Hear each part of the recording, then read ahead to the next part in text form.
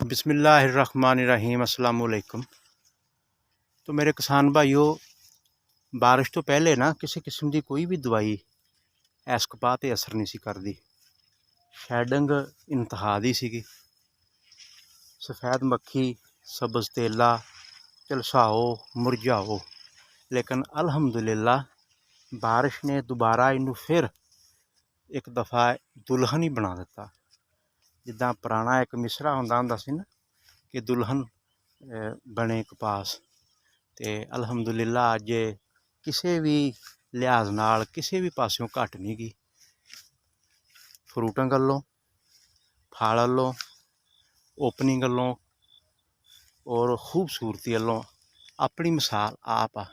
और 6.5-7 फुट तक इहदा कद चला गया।